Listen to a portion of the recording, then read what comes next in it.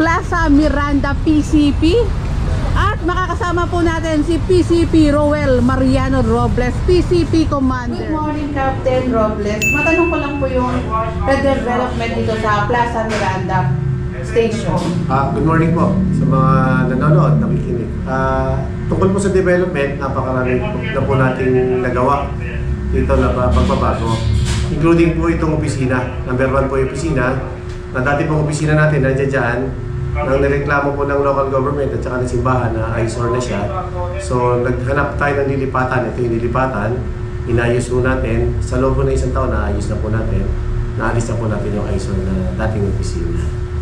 Napansin ko po meron palang Regional Director Guidance. Kindly explain din po sa ating mga viewers regarding po dito. Ito, yung guidance ni RD. Ito kasi yung guidance ni RD na sinusunod namin ngayon. Unang-una yung Management of Human, Material, Logistics, and Financial Resources. Yung tao namin.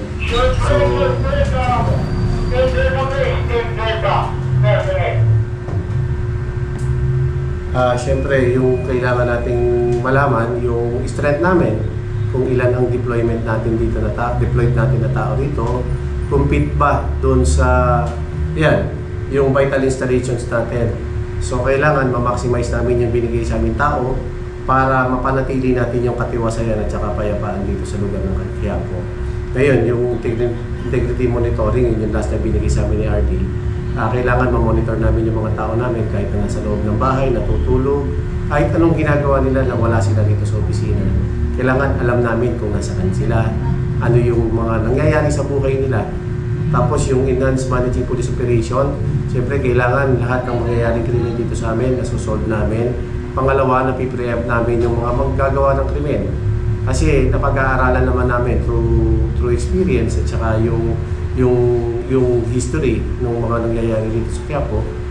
Pinag-aralan namin kung ano yung mga prevalent crimes na nangyayari dito, kung paano namin sila masusugpo. So yun yung sa EMPO. Pagdating naman po doon sa pagde-develop, yung kasi sabi sa amin ni RD, bisitahin namin yung mga dating major events dito sa Quiapo. So isa na yung translasyon na malapit na mangyari, Thanksgiving. Meron na kasing mga dating deployment at saka meron ng mga security plan. So yun, i-redevelop na lang namin kasi noon kasi pandemic. So ang tao, alam nila na kung ano yung bawal. Hindi kagaya ngayon, medyo maluwag na ang natin, hindi na pandemic.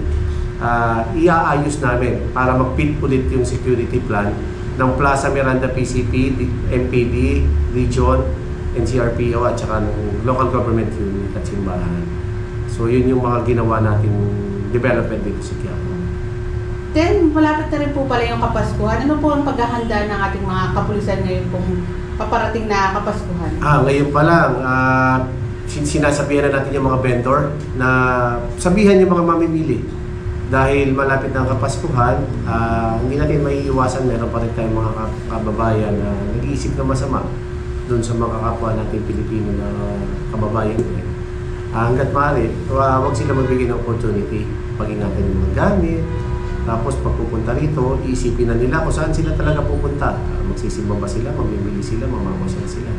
Kasi ito, pag tinignan natin itong mapa namin, yan, makikita natin, ayan ang vital installations namin. So dito kasi, ang kaibahan, meron lang ako 4 na barangay, pero sa katutak ang business establishments ko rito. Ang mall ko rito, Siam eh. Ang bangko ko, 22. So yung peculiarity kasi naiiba. Ang optical natin dito, dental clinic, remittance center, may sa Time Port area, may 3 tayong eskwelahan, meron tayong wet and dry market, meron tayong mga vendors na pwedeng magtinda sa kalye. So yan yung mga binabantayan natin dito sa Plaza Miranda na pinipilit natin maging payapa ang lahat. At balita ko po kahapon, meron palang ginanap na shooting po dito, si Mr. Coco Martin. Kamusta naman po yung ating mga kapulisan? Handa or pag ano po? Actually, bago sila mag-shooting, kahit sino ng mga artista o kung sinong network, nagpapaalam sila sa atin. Kumukuha ng permit sa local government and then copy furnish tayo, nilalatagan natin ng security kasi para nga makaiwas dun sa dudumugin sila ng tao. Kahapon, matiwasay naman, maghapon, nakaalis sila rito ng gabi na. nalatagan natin na tamang security kasi sumisikat ang Quiapo dahil nga doon sa pelikula na yan, yung teleserye na yan. Opo.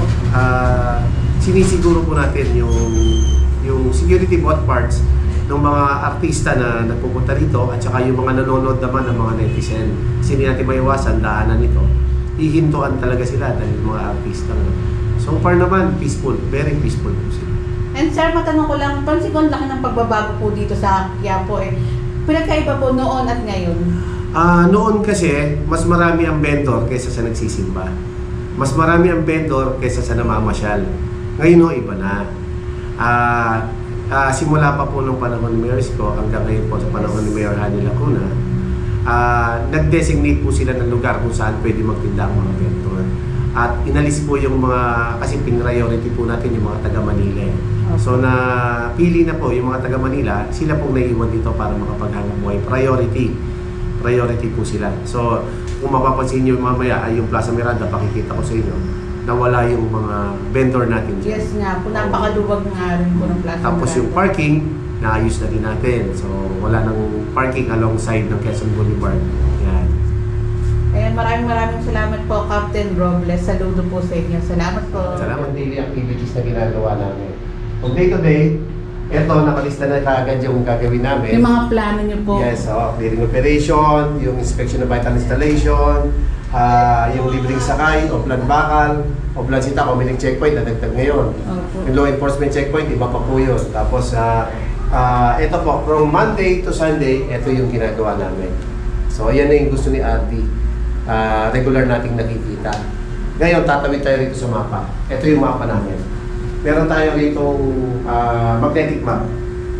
Ginawa ko to para naka-grid map, madaling makikita ng dimensa natin. Every time na may magtatanong na netizen kung nasaan yung eskwelahan na ganito, nasaan tong stall na to, naka-plot na siya dito. So ito yung final installation sa atin na pinapantay. Kailan po gumawa niyan, sir? Dito sa Manila meron naman Ang ganda ginawa po. talaga. Lahat ng pinuntahan ko meron ganito. Yung Loton, Baseco, Don Bosco, nilagyan ko ng ganito para sa kapulisan natin, hindi sila maliligaw. Opo, napakadali na nga lang po neto. So ito yun. Ngayon, yung drug map natin nasa likod dito, gusto rin ni Artie ito eh. Pakikita ko sa inyo ha. Drug map naman po. May drug map kami. Barangay drug map. Pansin ko lang, napakaayos po dito sa Plaza Miranda Ayun yung Station. megaphone namin. Gusto ni Artie kasi may megaphone. Nagpapang-video kami. So ito yung drug map namin kasi nasabi. So ito yung apat na barangay. Meron kami isang cleared barangay. Meron kaming tatlong moderately affected. So ito kasi ang nagka-classify nito sa PIDEA. Opo. So based to sa pinapasa ng barangay, kung meron silang mga users sa barangay. Kaya na-classify. Itong tatlo na to moderately affected. Meron kasing nasa wellness pa ng mga user. Opo. So kailangan makagraduate tapos ma-monitor sila na hindi na sila gumagamit. And then yung mga hindi naman magpa-participate, yun naman yung pinapasa sa amin for police operation na. So eventually, ito yung hinahanap namin, sana ma-clear namin. Ito rin yung isang hinahanap ni RT. So okay naman. Ito yung sa barangay namin. Opo. Kamusta naman po, sir, yung mga affected pa? Lagi niyo po bang minomonitor din po? Actually, lagi kami nagkakaroon ng dialogue sa barangay officials dun sa mga affected kasi kailangan ma-monitor natin yung mga user nila continuous na nagpa-participate sa wellness program, sa recovery program ng barangay, ng local government, including sa atin sa PN. Ayun. So pag natapos sila yan, saka mag-a-apply. May parameters kasi ang PIDEA, paano sila makiklear. So far yun ang update natin dito sa Ayun, tsaka maraming salamat din po sa malasakit din sa mga bawat barangay din po. Ayun naman ang guidance natin sa atin ni Artie. Ayun. Na kailangan babain namin ang barangay, babain namin ang community para makita namin ang problema. Yun ang ginagawa natin. Opo. So, Pero yan. ilan na lang naman po. Apat lang naman ito. Medyo mahirap lang kasi dito sa area natin dahil may mga lugar pa tayong slum dito sa area na nakatago. Opo. So nandoon yung mga user. So far ngayon, meron na tayong isa. Ang target ko within this year, maklear ko kahit isa pa ulit. Pa isa-isa, one at a time. Kung hindi ko man maklear lahat, mabawasan. Tsaka yung tulong din po ng mamamayan. Yan yung number 1 namin kasi kailangan may partnership. Yung sabi Yes ni po. RD sa amin, kailangan ang community nakikipag-interact sa amin para makita namin yung problema. Yun yung ginagawa namin. Ayan, kaya nga rin po. Salamat din sa mga mata rin po ninyo, di ba, sir? Sa tulong ng barangay yan, ha? Opo. Kasi barangay natin, number 1 yan. Kailangan kasama namin talaga sila sa amin. So ngayon, pasok tayo sa loob. Pakikita ko sa inyo yung opisina na... Napakalinis ng opisina. Grabe, mga kabungis. Ito, pakikita ko sa inyo naman yung opisina. Mga brother, pagkirahan, ha? Ito yung mga pulis natin, kumakain. Saludo sa inyo, sir. Pasensya na Maraming kayo, ha? salamat po. Kumakain kayo. Ito, kasi tanghalian, sabay-sabay kumakain Yes ng po. kapulisan natin. Yung mga hindi naka-duty, meron silang kapalit, mauna sila, mamaya iba naman. Opo. So, yan yung para may tao tayo sa labas. Kaya Pero siguradong may nakabantay po sa labas. Oo. Ito, ayan, nakastyro na yung pagkain nila para naka-ready, pwede nila bitbitin. Ito yung sa CCTVs natin. Sa ngayon, nire-reinstall natin kasi nung naglipat kami ng opisina, natanggal yung mga camera. Pero so far, hinahabol namin itong December na mag-operate ito kanina ng CCTVs. Ito yung admin namin, ito yung mga locker room ng mga tao natin. So, kompleto sila. Punta tayo dun sa pinagawa natin opisina. Ito opisina ko. Yan. Dito ako naggagawa ng papel. Dito ako nagpapahinga. Opo. So, andi dito lahat. Dito Kamusta ko naman po, namamalansya. sir? May pahinga pa po ba kayo? Kasi mula umaga tsaka gabi talagang nagtatrabaho po kayo, umiikot. Ito na ho yung bahay ko eh. Kaya, Pag nakakuha ko ng oras, magnanap lang, pahinga konti, tapos tayo ulit. Dito hindi ka rin makakapahinga, may kakalimba ang simbahan nasa Opo. tapat natin. So gising ka talaga, naka-monitor ka. So kung makikita ninyo, tanaw ko lahat yung labas. May mga bintana tayo. So ito, yan yung opisina ko. Ito yung mga uniforme ko. Anytime na kailanganin ko mag-uniforme, mag-uniforme ako. Yan. May CR ako maliit. Balik tayo sa taas. Ito na yung nakita natin yung development. Dati wala ito eh. ay opo nga, walang taas po pala dati. Dati wala ito. Ito na siya. Ang ganda, grabe. Beautech natin, monitoring area natin kapag sa translasyon, ito ini-install namin yung tibig malalaki para sa CCTVs. Ayan. Ito po talaga, tanaw mo talaga ang kabuuan po dito sa Plaza Miranda. Yan, ito na. Ito na. Pagka nag-translasyon, tanaw na natin ito kung simbahan ng Quiapo. Opo. So dito, pagka Friday and Sunday, since maraming tao dito, meron tayong monitoring tayo na pulis dito na tinitingnan yung buong area. Kung makikita nyo, wala nang vendor. Yes. Wala nang vendor, napakalinis na. Wala na rin parking ng mga motor, ng mga illegal park natin, wala na. So lahat ng vendor naka-inset na dun sa mga secondary road natin na hindi dinadaanan ng sasakyan. Mga ilang taon po ba ito ginawa or buwan po ginagawa ito? Simula po nagka-assume ako last September 1, September 1. 2022. Ngayon po, ito na itsura. Nagawa na muna natin ito. Sa tulong po ng mga barangay, tapos yung mga business establishments mo natin na tumulong rin sa atin na maiayos ito. Ayun, maraming salamat sa kanila. Si Didi po, si General Dizon, tinulungan din tayo. Saludo, Si Mayor. General Dizon. Opo, si Mayor Rahani. Napakahusay mo rin po sa pagpaplano nga rin po nitong PCP. Kasi Station. usual kasi, di ba pagka meron tayong event dito, nagkakaroon tayo ng ACP. Opo. Tapos tatayo ng tent, magkatayo ng ito, magagamit na kahit na hindi na natin itayo, nakatayo na Opo, talaga. nakatayo na Built-in talaga. na siya. At kitang-kita na nga rin po itong Kita mga na. tao nga rin pong nandito. At yung mga gagawa ng kalokohan, Kita kitang-kita dito. na rin Oo. po. So yan, yung simbahan nasa tapat natin. Tanaw na natin sila, Father. Opo. Matanong ko lang, Kate, ilan po bang CCTV ang nakalagay po dito? Yung Meron CCTV po tayo monitor ng natin, CCTV. ang nakalagay po talaga dyan, 16 channels kada po isang TV. Sa 16 channels po, yung 4 na barangay po kasi, dati po nakakonect yan sa amin eh. So happen na nag-iba yung mga barangay nila, pero 16 po times 4, so ganun po karami. Nasa kulang 80 ho, sa barangay pa lang. Sa amin ho, 16 at saka 16, 32 channels, so yung sarili namin CCTV. Yun ho yung gagana dun sa baba. Pagka ho sa translasyon, yun ho yung gagana ng CCTV ron. So more or less po, labing-anim sa 6 na monitoring, ganun ho karami ang cameras na magagawa. Kaya mo niya mga CCTVs na yan. Ayun, dome camera. Tsaka Mga yun. CCTV rin. Yun, sa City Hall. Yung nasa Ayun. poste. And paalala rin po sa mga pupunta po dito. Paalala lang po, yung pong mga mamamasyal at mamimili at magsisimba, pag-ingatan po natin ang ating sarili, numero uno. Hindi pa rin tayo nakakaligtas dun sa banta ng pandemic. Okay. So may mga tao pa rin na carrier ng sakit na hindi natin nalalaman. Hanggat maaari po sana, inuugali na rin natin magsuot ng face mask sa karamihan ng tao. Kasi dito maraming tao every Friday and Sunday sa gitna mismo. So para makaiwas sa sakit, magsuot ng face mask. Papasok sa simbahan, naka-face mask. Mas okay na po yun.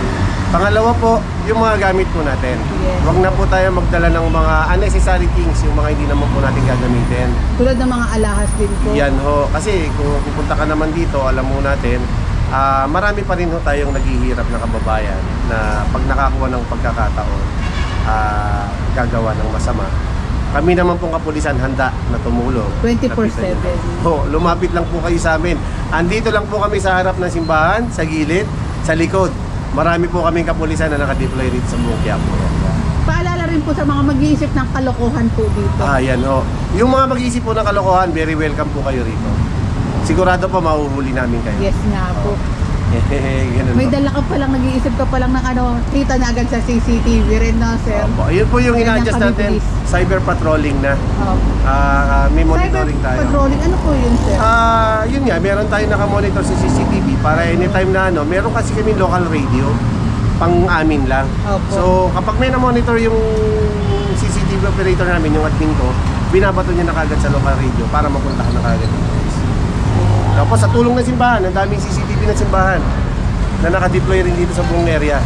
So, every time, nag-uusap kami ni OIC sa simbahan.